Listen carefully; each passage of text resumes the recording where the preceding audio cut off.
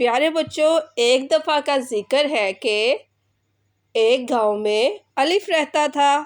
اس کا کوئی دوست نہ تھا، جس وجہ سے الف اکثر اداس رہتا تھا۔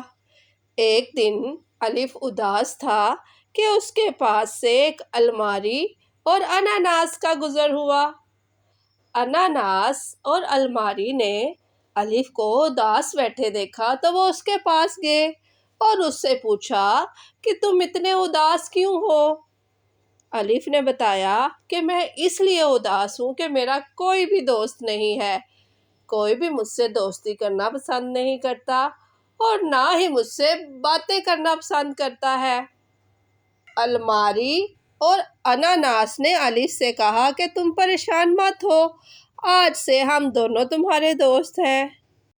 اس طرح الف، الماری اور اناناس میں بہت گہری دوستی ہو گئی۔